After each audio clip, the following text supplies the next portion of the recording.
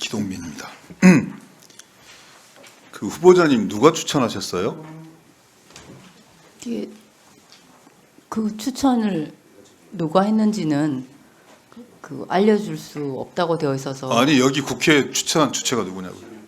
지금 대법원장님입니다. 근데 저는 어제도 그렇고 오늘 또 지명된 두 분의 후보자가 누가 추천한지 잘 모르겠더라고요. 김명수 대법원장이 추천한 분들이 아닌 것 같아요.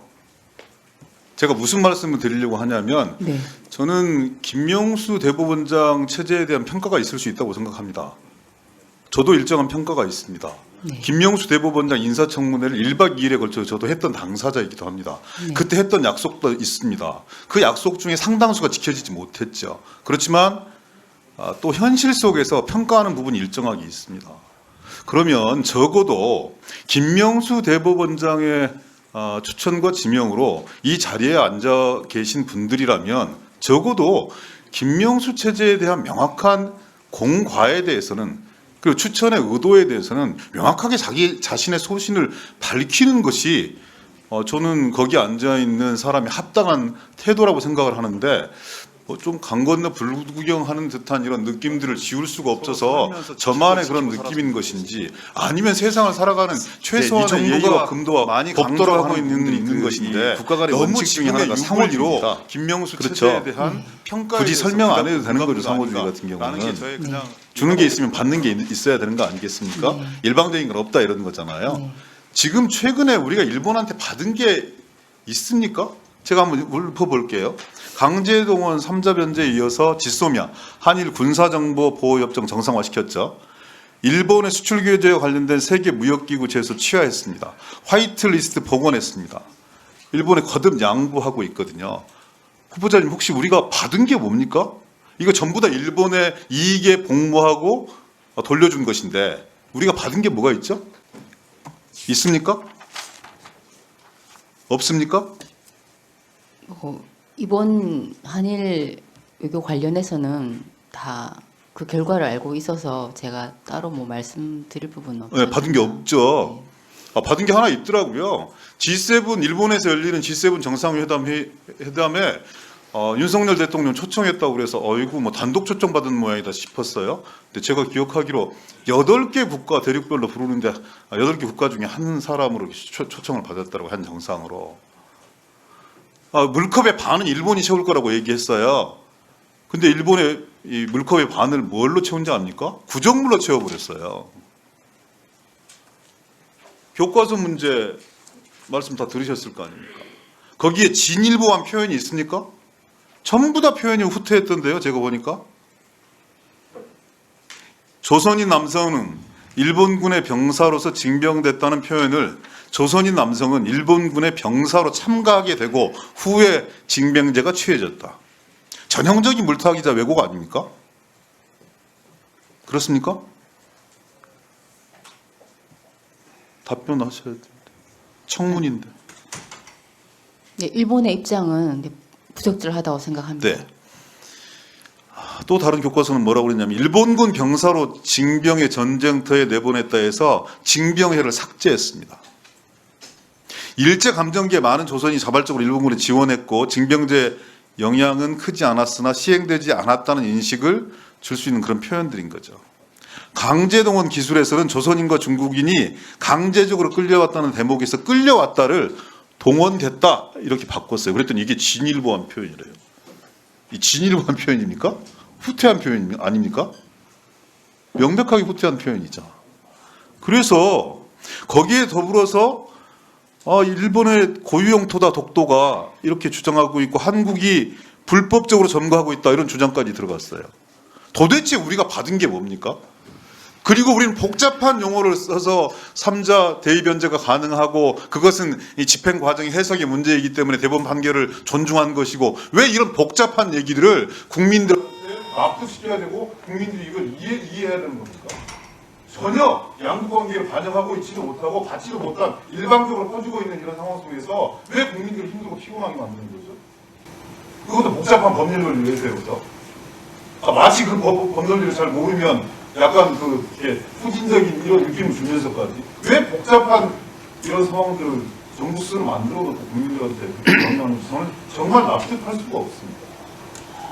결국은 이런 상황을 바로 잡아줄 수 있는 게 나중에 결국은 헌재로 다 갈 거예요. 국민의 정서에 야합해라 이런 말씀이 아닙니다. 그렇지만 양국 관계를 좀 정확하게 보고 실제 역사적으로 화해할 수 있는 게 무엇이고 양국 관계를 바로잡을 수 있는 기본과 기초가 어디서부터 출발하는지 여기에 대한 분명한 자기 입장들을 가지고 재판관직을 수행해 주셔야 될 것이다 라는 주문을 드립니다. 알겠습니다. 네, 수고하셨습니다. 저 후보자님, 네. 27년간 법관 생활을 하셨는데 재판을 하다 보면 사건 당사자들, 사건 관계인들이 가장 바라는 게 신속한 재판 맞습니까? 신속하고 정확한 판단입니다. 네, 그렇죠. 판사는 공무원이죠. 그렇습니다. 공무원은 국민의 공복이죠. 그렇습니다. 국민의 공복인 공무원 판사가 신속한 재판을 받기를 원하는 사건 당사자들을 뒤로 한 채 일주일에 3건 이상 판결을 선고하지 않겠다. 자격이 있습니까? 예, 자격 없죠. 그 아니 사건들, 그 네. 판사가 가지고 있는 사건의 당사자들은 신속하게 재판을 해주기를 그렇게 악망하고 있는데 본인들 입장에서만 우리는 일주일에 3건 이상 하지 않는다. 그 있을 수 있는 일입니까? 이제 근래에는 예전에는 사건이 얼마가 되든 밤을 새워서라도 판결을 쓰고 그런 일들이 상당히 일반화되어 있었습니다. 근데 이제 세월이 많이 흐르고 지금의 이제 세대들은 예전처럼 그런 식의 어떤 근무 형태에 대해서는 그렇게 좋게 보고 있지는 않습니다. 그래서 지금 그들에게 네. 공무원은 국민의 공복이라는 말이 그럼 통하지 않는다는 말입니까? 공복은 맞지만 그 공복도 삶의 어떤 행복을 추구할 권리가 있지 않겠습니까? 그걸 인정을 하고 그래서- 일주일에 3건 이상 선고하지 않는다는 거에서 우리들 국민들이 수긍을 해야 됩니까? 아닙니다. 그런 의미가 아니라 그렇게 이제 그분들이 옛날처럼 그렇게 밤늦 새워서까지 일하기를 기대하기는 현실적으로 어려운 측면이 있어서 3건 이상 선고하려면 밤을 새워야 합니까? 사건에 따라 다른데요. 최근에는 사건들이 굉장히 어려워졌습니다. 그리고 사건 기록이 매우 두꺼워져서 민사 합의 사건의 경우에는 그러니까 그 부장 판사가 자백하는 사건이나 이런 부분들은 예? 판결하기가 용이하니까 네. 좀 더 하자고 하니까 그것까지도 반대를 하고 했다는 거 아닙니까? 예, 그것은 결코 바람직한 태도가 아니라고 생각합니다. 네, 오늘 김의겸 의원님 질의해 주시기 바랍니다. 여당 의원님 말씀하신 대로 기소된 사람이 없다. 이 말씀은 부분적으로 맞을 수는 있다고 생각합니다. 왜냐하면 이 사안의 본안이라고 할 수 있는 형법상 내란 예비 음모 이걸로 기소된 사람은 없어요. 하지만 조현천 씨가 기소 중지가 됐습니다. 기소 중지란 뭐죠? 우리 후보자님. 네, 기소가 중지된 것입니다. 네. 뭐 참고인이 그냥 우리 일반인들 행방불명이- 알아들을 수 있도록. 참고인이 행방불명되거나 네. 피의자를 찾을 수 없는 경우에 네. 예, 네, 중단하는 것입니다. 네. 네. 그러니까 이게 혐의가 없어서 그런 게 아니고, 네. 이 조사를 해봐야 되는데, 네. 조사를 해봐야 내막을 파악할 수 있는데, 뭐 신병이 확보가 안 되니까 그래서 기소 중지를 하는 거죠. 네. 네. 그래서 이건 수사를 해봐야 된다라고 말씀드리고 싶은 거고요. 그리고 아무도 기소가 안 된 게 아닙니다. 3명이 기소가 됐고 최소한 1명은 대법원에서 유죄 확정이 됐습니다. 물론 본안은 아닙니다. 하지만 이 개헌 문건을 감추려고 했던 허위 공문서 작성 등의 혐의로 대법원에서 유죄 판결을 받았다라는 점을 이 자리에서 밝히고요. 저는 이제 후보자님이 제 질문에 대한 답과 또 여당 의원님 말씀에 대하는 태도를 보면서 이런 생각이 들었어요. 이 자리가 굉장히 조심스러운 자리라는 건 저도 충분히 공감이 됩니다. 네. 그리고 정치적이고 예민한 사안에 대해서는 뭐 머뭇거릴 수밖에 없다라고 생각을 하는데 그래도 이렇게 최소한 국민의 기본권을 지키는 또 국민의 기본권이 조금이라도 침해될 가능성이 있는 사안에 대해서는 헌법 수호자시잖아요. 헌법을 지켜야 되는 최후의 보루 역할을 하셔야 되는 분이 아니겠습니까?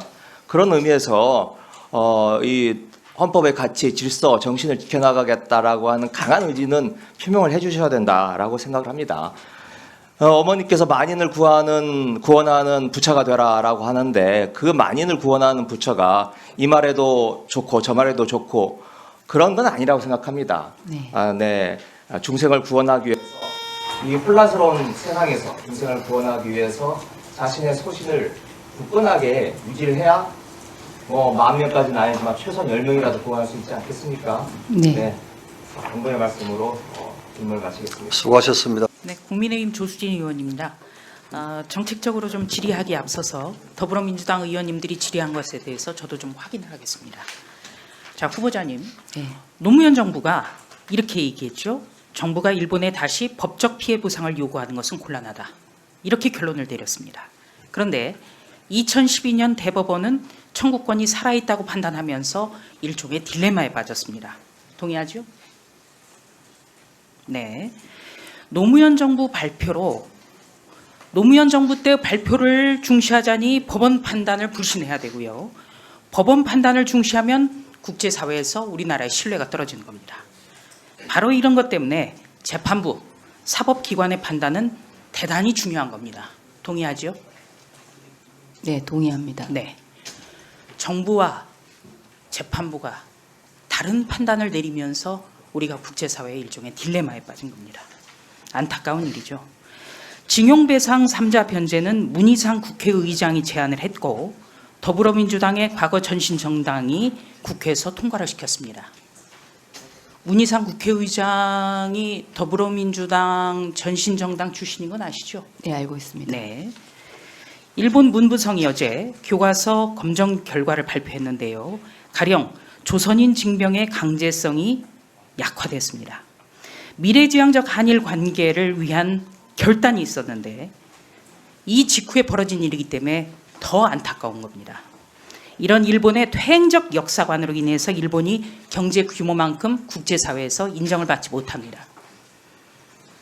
그런데 이번 일본 교과서 개학은 2021년 결정된 것이더군요.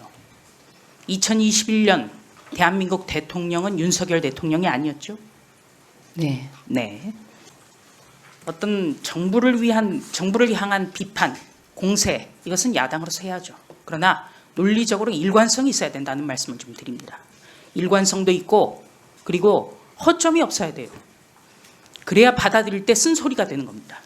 더불어민주당 의원님들께 강조를 드립니다.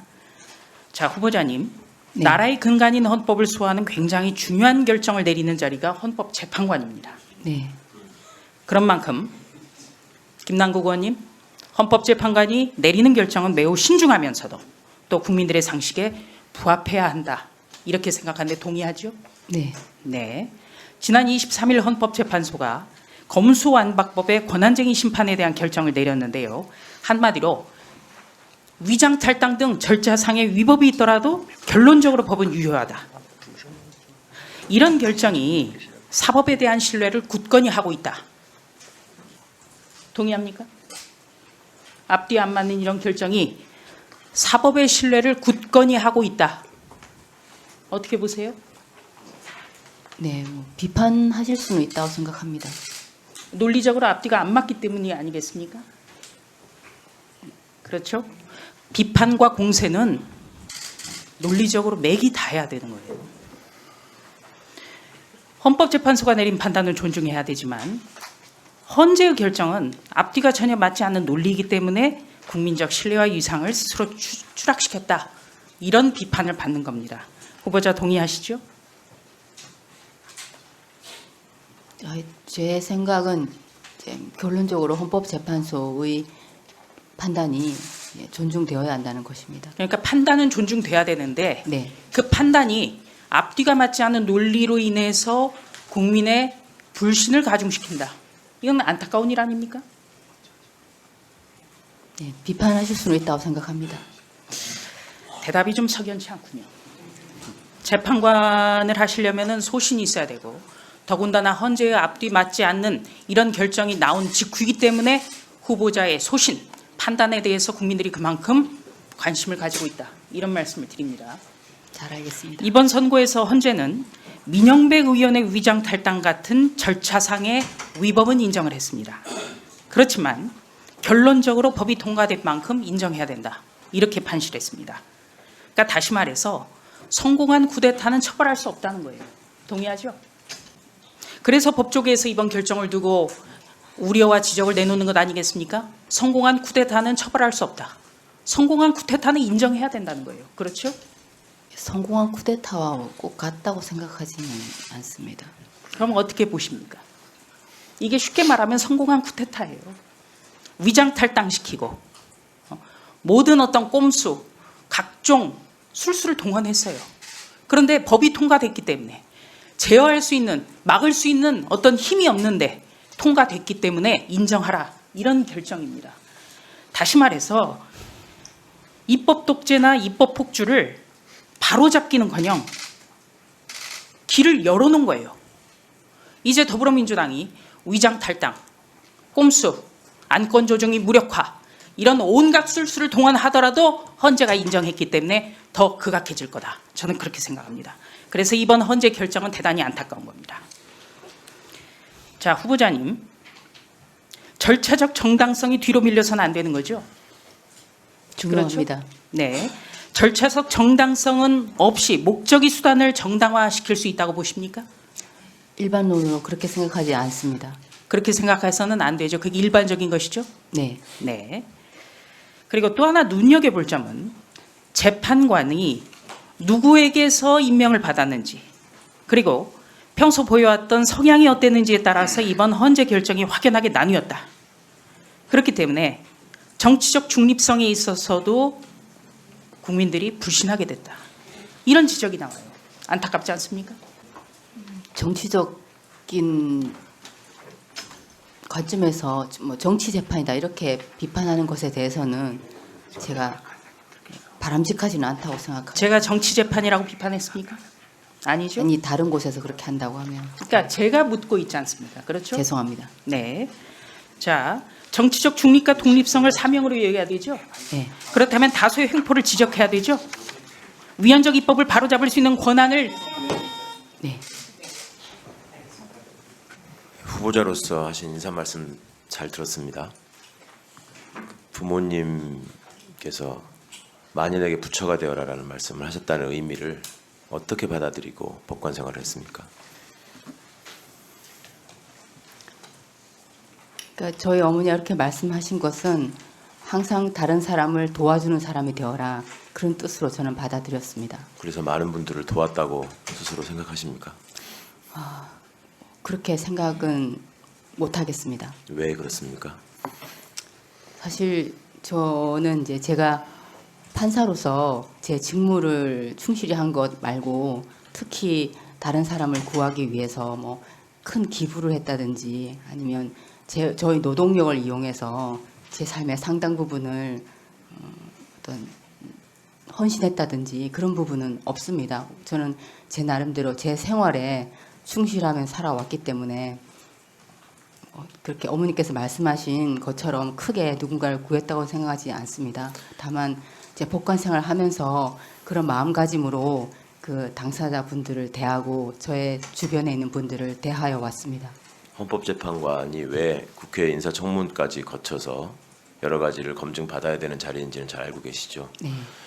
헌법재판관의 소신과 결정 하나하나가 국가의 방향 또 국민의 삶에 막대한 영향을 미칠 수 있다는 점 알고 계시죠? 네.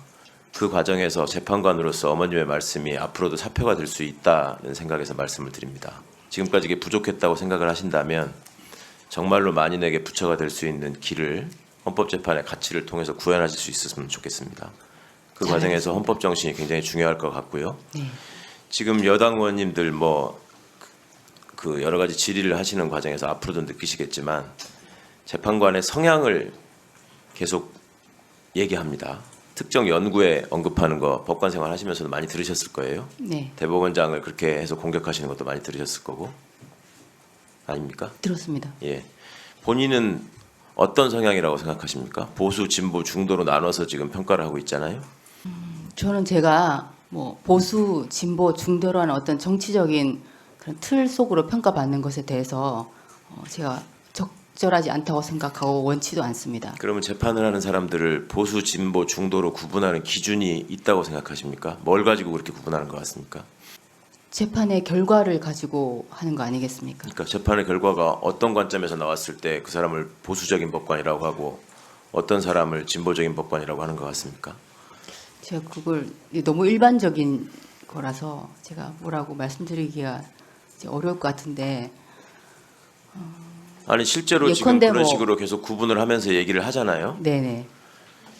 그리고 본인들은 그렇게 구분되는 것을 인정하는 분들도 있고 그렇지 않은 분들이 대부분인 것 같아요. 네. 근데 어떤 관점에서든지 하여튼 바라보면서 자기들 나름대로의 기준으로 분류하는 거 아니겠습니까? 네. 그게 뭐라고 생각하십니까? 그 기준이 합리적이건 합리적이지 않건.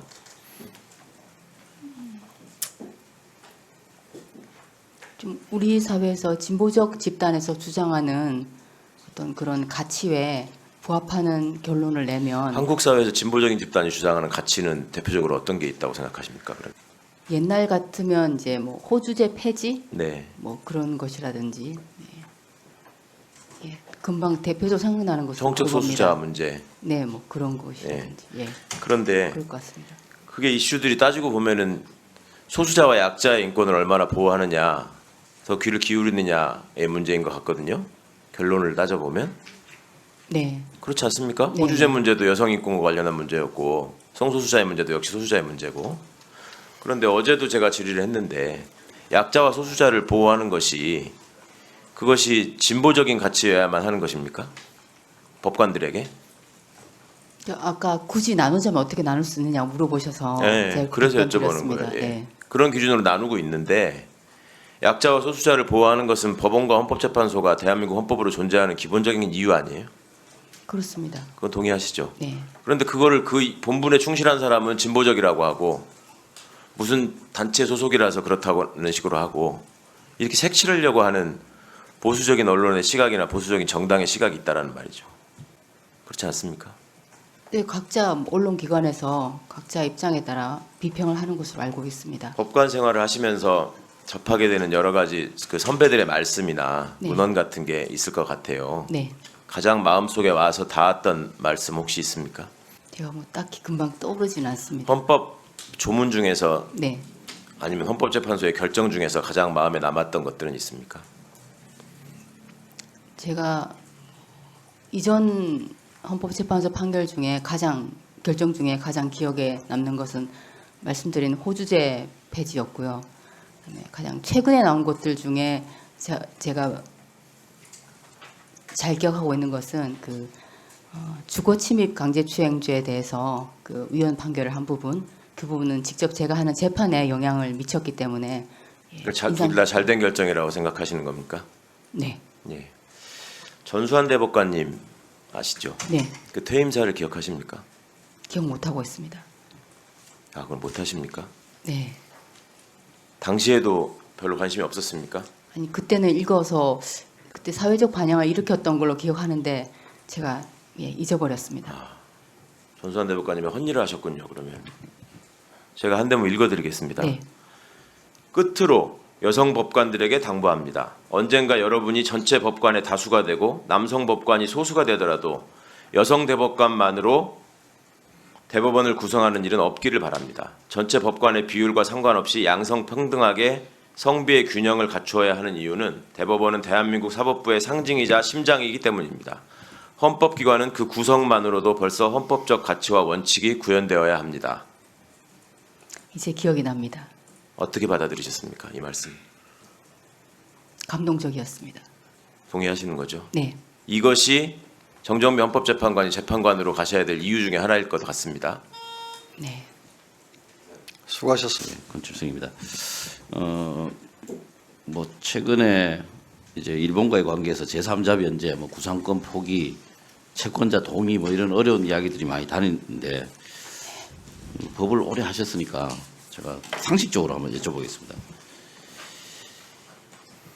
이 일본 기업에 의한 불법 행위 때문에 한국 사람들에게 배상해 줘야 된다. 이런 게 대법원 판결에 그냥 큰 줄거리죠. 네. 예. 그런데 피해 당사국인 한국이 국내에 있는 기업들의 돈을 동원해서 그 피해자들에게 그 금전을 지급하고 그 부분에 대해서 모든 걸 없는 걸로 한다. 지금 이게 제3자 변제 하는 이야기 아닙니까? 구상권도 안 하고 하면. 결과적으로 그렇게 되는 거죠. 제 이야기가 뭐 틀립니까? 아니, 네, 지금 현상을 말씀하시는 거죠. 예, 예. 지금 이제 정부 측에서 내놓은 방식이 아주 쉽게 그냥 장사미사들이 하는 이야기를 하면 그런 거잖아요. 네. 그런데 이게 상식에 맞아요. 어떻습니까? 이게 뭐 판결은 판결이고 집행은 집행이고 무슨 제가 봤을 때는 완전 소수 무력설 비슷하게 느껴지는데 그런 것들을 내놓으면서 뭐 이렇게도 할 수 있고 저렇게도 할 수 있는데 우선 상식적으로 맞습니까?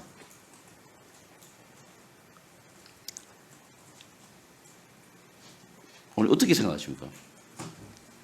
그 형제가 밖에 나가서 동생이 두들겨 맞고 왔는데 형이 치료비 대신 주고 없는 걸로 하자. 원래 제가 줘야 되는데 지금 이런 거잖아요. 그 경우와 꼭 같은 것은 아니라고 생각합니다. 거의 같습니다. 어떤 게 다르죠? 한번 설명해 보시죠. 저는 기본적으로 이렇게 해결하려고 하는 방식 자체에 대해서 그렇게 왜 생각을 하는지도 이해가 잘 안 되지만 그런 방식이 문제가 없다고 생각하는 건 더 문제가 있다고 생각해요. 그 우리 후보자님은 어떻게 생각하시나요?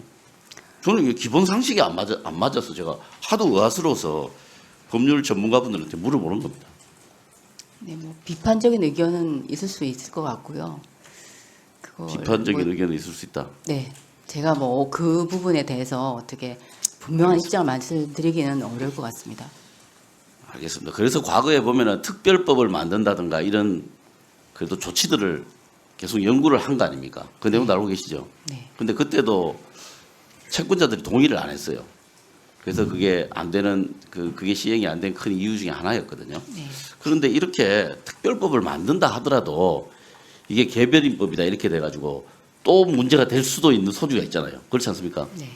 그래서 저는 이런 방식 자체가 진행을 하면 할수록 계속 이런저런 문제들을 일으킬 겁니다.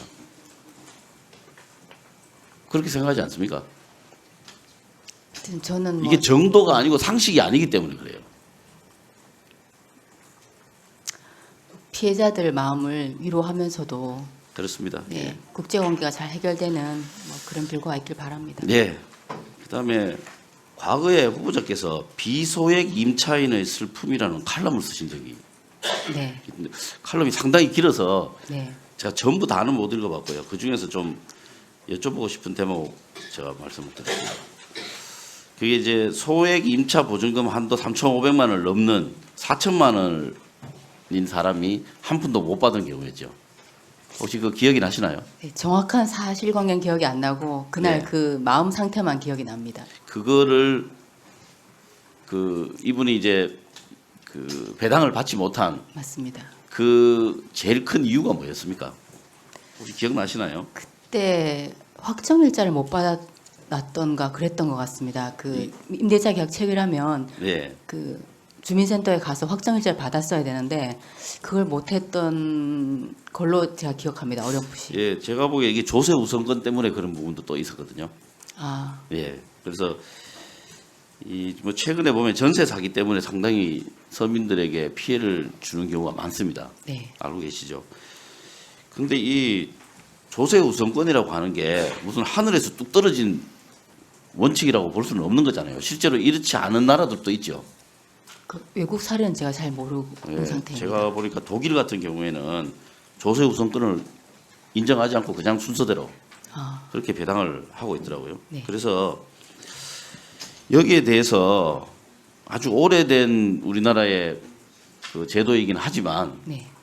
여기에 대해서 혹시 문제의식을 가져보신 적이 있는가 제가 여쭤보겠습니다. 이런 관련되는 그 일을 하셨으니까요. 혹시 평소에 여기에 대해서 생각을 하신 적이 있으신가요? 강제 집행을 할 때 네. 이제 배당을 하게 됩니다. 네. 배당을 하게 되면 그때 당해세라고 해서 네. 가장 최우선으로 변제되는 네. 국가 조세 금액이 있습니다. 네. 그래서 그것이 과다해서 그 후순위자인 뭐 전세권자나 이런 분들이 다 못 받는 경우가 그렇게 되죠. 간혹 있었습니다. 예, 이제 그 문제를 제가 말씀드린 겁니다. 네. 그게 이제 이 조세 우선권 때문에 그렇죠. 네, 그 부분이 그렇게 금과 옥조처럼 유지돼야 되는 건지 조금이라도 무슨 다른 타협점을 찾아서 그 일부라도 배당을 받게 할 수 있는 방식들을 찾는 게 그 부당한 건지 법적으로 또 거기에 대해서 또 견해가 좀 있으시면 말씀해 주시죠. 뭐 부당하다고 생각하지 않습니다. 입법 사항이고 네. 국회에서 논의하셔서 정해주시면 될 것 같습니다. 아, 입법 사항이다 이렇게 보시나요? 네. 예, 알겠습니다. 그다음에 그 헌법재판소가 한정위헌 뭐 이런 걸 근거로 해서 보면 이런 걸 근거로 해서 대법원 확정 판결하고 막 취소되고 이런 경우들이 있잖아요. 네. 여기에 대해서는 어떤 견해를 가지고 계신가요? 저 시간이 없어서 좀 아주 압축적으로. 네, 결론적으로 예. 예, 그런 상충되는 결과가 생기지 않도록 헌법재판소나 법원이나 함께 노력해야 된다고 생각합니다. 나중에 상세히 답변드리겠습니다. 네, 감사합니다.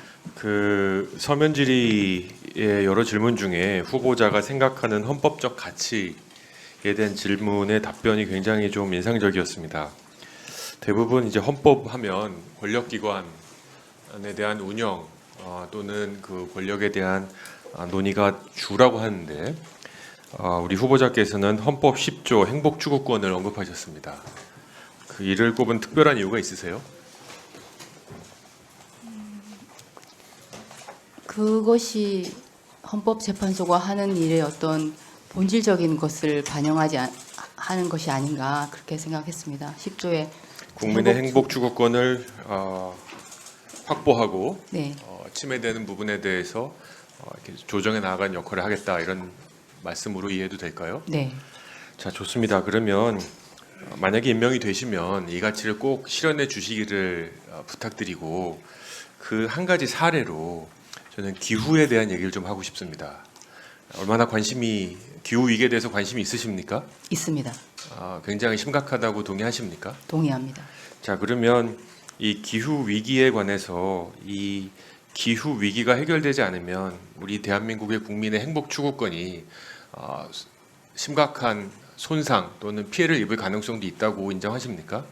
미래 세대가 피해를 입을 가능성이 있다고 생각합니다. 미래 세대가 피해가 입을 가능성이 있다고 생각하시죠? 자, 여기서 저는 굉장히 큰 한 가지 좀 요청드릴 게 있습니다. 네, 혹시 아실지 모르겠는데 2020년에 우리 청소년들이 헌법 소원을 낸 거 있습니다. 알고 계십니까? 이번에 예, 질의 주셔서 공부하셨습니까? 제가, 네, 네. 2020년 3월에 3년 전에 청소년들이 기후에 대한 국가의 그 기후 위기 방관이 위헌이다라는 소송을 냈는데 네, 아직까지 아무 판결이 나오지 않고 있습니다. 또 하나 이거 굉장히 아쉬운 이거에 관해서 이제 헌법재판소에서 이제 대통령실에 의견서를 요청했는데 그 의견서에서 이런 표현이 나옵니다. 청소년들이 이 소송을 내는 건 자기 관련성이 인정되지 않는다. 즉 청소년은 당사자가 아니기 때문에 기후 위기에 대해서 논할 자격이 없다. 또 어떤 얘기까지 나오냐면 미래에 야기될 수 있는 기후 위기 상황을 이유로 청구인들이 생명권, 행복추구권을 침해받고 있다고 보는 것은 지나친 비약이다. 이게 지난 문재인 정부 얘기입니다. 2020년 10월 대한민국 대통령 피청구인 자격으로 헌법재판소에 보낸 의견서에 기후위기에 관해서 우리 청소년들이 당사자가 아니다. 지나친 비약이다. 따라서 소송을 제기한 권한이 없다라는 의견서를 정부 법무공단 대통령 명의로 보냈습니다. 아까 후보자가 얘기하신 거하고 정면으로 충돌되는데 어떻게 생각하십니까? 정면으로 충돌된다고 생각하지는 않습니다. 아니요, 충돌되죠. 미소 지으려고 끝난 문제가 아니고 아까 말씀하실 때 네, 기후 위기를 해결하지 않으면 미래 세대의 행복 추구권이 심각하게 침해받는다라고 말씀하셨고 기록에 남아 있습니다. 네, 맞죠? 네. 근데 당사자성을 인정하십니까? 안 하십니까? 그 부분은 이제 헌법재판소에 이미 제기되어 있으니 아니 후보자의 의견을 묻는 겁니다. 다른 그- 8분의 의견을 묻는 게 아니고 제가 후보자의 개인의 네, 소신을 묻는 겁니다. 계류된 사건이니까 제가 어떤 견해를 지금 바로 밝혀드리기는 좀 어려울 것 같습니다. 자 그러면 다시 묻겠습니다. 네, 행복 추구권의 기후에 대한 좋은 환경을 누릴 권리가 포함된다. 동의하시죠? 네, 자 그러면 기후 위기를 해결하지 않으면 우리 세대뿐만 아니라 미래 세대에 상당히 큰 생명권의 지장 또는 따라서 행복 추구권의 지장을 초래한다라고 말씀하신 거는 정정할 생각이 없고 소신이시죠? 네. 기후 문제가 해결되지 않으면 우리 미래 세대의 삶에 나쁜 영향을 미칠 것이라는 것은 제가 인정합니다. 네, 따라서 저는 그 논리대로 하면 지난 2020년 10월에 대한민국 대통령이 헌법재판소에 제기한 비약이다, 상관성이 없다라는 논리는 기각하셔야 됩니다. 그리고 이 기후 위기에 관한 이 소송을 좀 빨리 만약에 임명되시면 진행해 주셨으면 좋겠습니다. 거기에 멈추지 않고요. 앞으로 태어날 태아의 이름으로 아기 기후 소송단도 헌법 소원을 제기했습니다. 저는 이게 그냥 단지 유치하고 치기 어린 행동이라고 생각하지 않고요. 우리 청소년들이 진짜 본능적으로 삶의 존재 위기를 느끼고 있다고 생각합니다. 근데 이런 것들을 갖고 3년이나 끄시면서 아직까지 고민하고 있다라고 하면 헌법재판소의 국민의 신뢰성, 우리 청소년들에게 상당히 신뢰성을 잃을 거라고 저는 생각해요. 아까 말씀드린 여러 가지 현안들 다 중요합니다. 그리고 헌법재판소의 판결 굉장히 중요한데요. 만약에 후보자님이 헌법재판소의 가장 중요한 것이 정말 국민의 행복 추구권에 대한 보장이다라고 하시면 제가 감히 부탁드리는 건 만약에 임명되시면 이런 현안들, 기후 위기 같은 행복 추구권에 관한 현안들에 대한 판결을 좀 빨리 해주시기 바랍니다. 이거 내놓고 3년 걸리고 4년 걸리고 5년 이후에 판결 나오면 무슨 의미가 있습니까? 좀 그렇게 해주시겠습니까? 잘 알겠습니다. 예, 그리고 또 한 가지 마지막으로 정관 예우에 대한 얘기 하나 하겠습니다. 후보자님 이게 임기 다 마치시면 변호사 개업하실 겁니까? 할 수도 있을 것 같습니다. 아 그러십니까? 그러니까 뭐 제가 정관 예우에 대해서 어떻게 생각하십니까? 그러면 너무 젊으셔서 집에 가서 쉬시라고 하기엔 제가 좀 뭐한데 네, 저는 이정미 전 대법관이 네, 여러 과정에서 정관 예우 안 하겠다고 여러 번 말씀하셨는데 결국 정관 예우 하셨어요. 저는 정관 예우는 우리 사법 신뢰도를 떨어뜨리는 아주 핵심적인 요소라고 생각합니다. 그건 동의하십니까? 네, 동의합니다. 그러면 새로운 사례를 한번 만들어 보실 용기는 없으십니까? 제가 이제 변호사 개업을 할 수도 있다고 말씀드린 것은 제가 하겠다는 것은 전혀 아닙니다. 근데 제가 미래의 일이기 때문에 어떻게 지금 확실하게 한다 안 한다 말씀을 드리면 나중에 가서 그것이 거짓말한 것이 되지 않겠습니까? 그래서 그냥 일말의 가능성을 말씀을 드린 것이지 제가 그걸 해서 정관료를 받겠다 이런 생각은 추호도 없습니다. 헌법재판관 출신이 변호사를 개업하시면 정관 예우를 기대하고 클라이언트들이 간다는 사실을 모르십니까?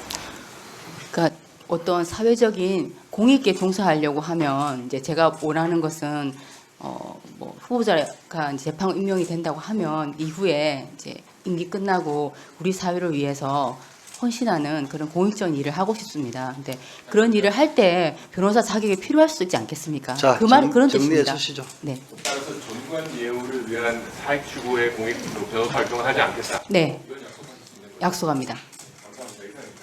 네, 박범계입니다. 네, 지명을 축하드립니다. 감사합니다.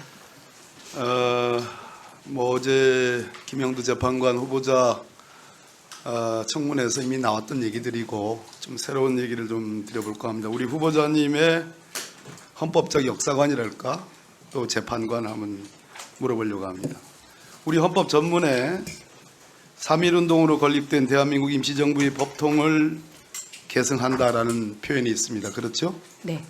헌법 전문의 효력은 헌법의 규범으로서 완전한 효력을 갖고 있죠. 네. 일제 강점 36년을 만약 우리 3.1운동으로 시작해서 상해 임시정부 그리고 끝이 없이 계속되어 왔던 항일 독립투쟁 운동을 정당하게 평가한다면 일제 36년의 불법성은 당연한 논리적 결과이지요. 네. 조금 크게 답을 내주십시오. 알겠습니다. 가까이 대서세요. 네.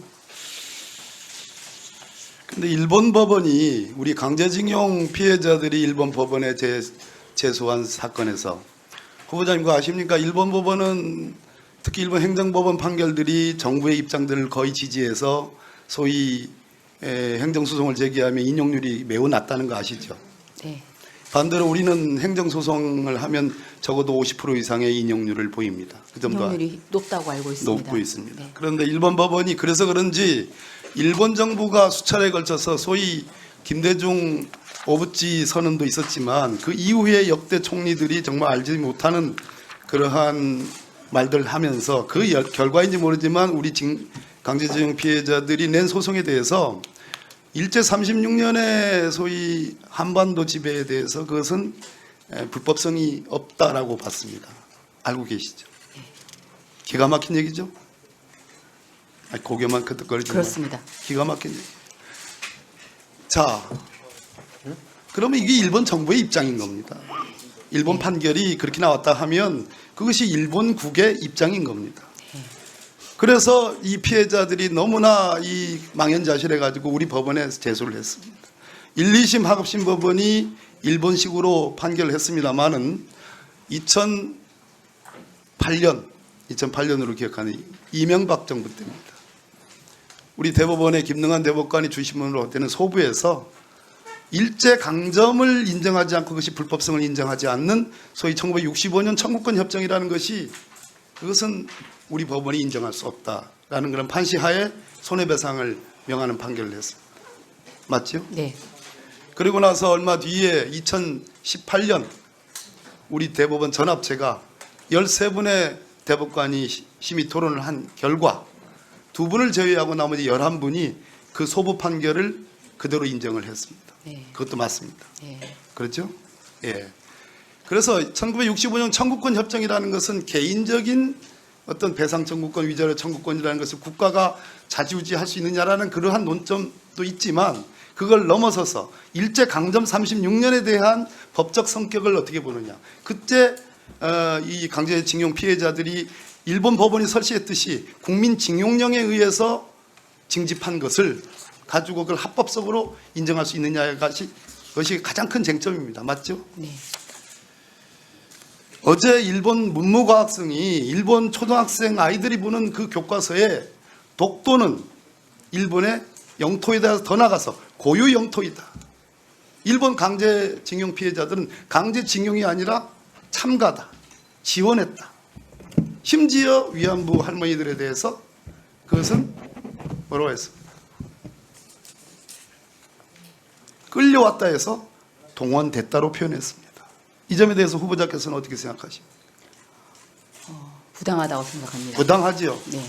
후보자께서 저 자리에 서서서 당신의 가족사를 얘기하고 여러 가지 헌법관이라든지 재판관에 대해서 얘기를 할 때 저는 그 결기가 느껴졌습니다.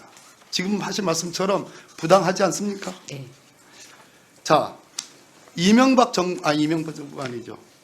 윤석열 정부에서 윤석열 대통령께서 소위 제3자 변제안이라는 걸 내놓고 일본의 마이니치 신문인가 뭐 요미우리 신문이네요. 요미우리 신문과 인터뷰에서 일본 기업에 대한 구상, 일본 정부에 대한 구상은 없다라고 단정을 했습니다. 정당합니까? 그 부분은 이제 정부의 외교적 관계에 대한 행위여서 제가 후보자 입장에서 어떠한 의견 표명 드리는 것이 적절하지 않다는 생각이 듭니다. 판단은 갖고 계시죠. 네, 제 마음속에 생각은 있습니다. 우리 민법 469조가 당사자의 의사표시로 원칙은 있습니다. 제3자 변제가 가능합니다. 그러나 예외적으로 당사자의 의사표시로 제3자 변제를 허용하지 않을 때는 안 되게 되어 있습니다. 네.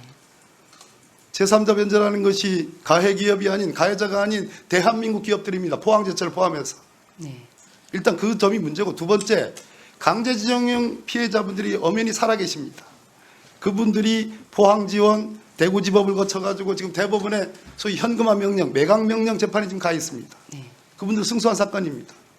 네. 왜 대법원이 이렇게 차일피일 이걸 미루지요? 재판은 신속하게 권리 구제할 필요성이 있습니까? 없습니까? 있습니다. 있습니다. 네. 자, 또 있습니다. 지금 서울중앙지법에 할머니들이, 피해자들이 추심 소송을 제기했습니다. 네. 신속하게 재판할 필요성이 있습니까? 없습니까? 네. 일반론으로 신속하게 재판할 필요성이 있습니다. 우리 헌법에는 입법권은 국회에 속하고 행정권은 대통령과 행정각부에 속하고 사법권은 법원에 속한다고 했습니다.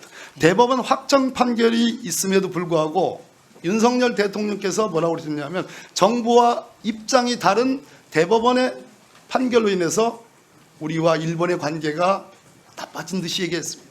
제3자 변제의 이론의 정당성의 근거로 그걸 언급을 했습니다. 대법원 판결을 이렇게 정면으로 위배해도 되는 건가요, 후보자님? 저는 대통령께서 그렇게 그 대한민국 사법부의 판결을 위배했다고는 생각하지는 않고 있습니다. 그러면 적극 찬성하는 겁니까? 아니 그렇지는 않습니다. 그렇지 않죠? 그런 의미가 아니라 이제 제가 찬성 불찬성 여부가 아니라 정부에서는 당연히 사법부의 판결을 존중하고 있을 거라고 믿고 있고요. 어떤 구체적인 발언의 내용을 뉘앙스를 가지고 위배했다 아니다 그렇게 단정 지을 것은 아닐 거라고 생각됩니다. 네, 수고하셨습니다.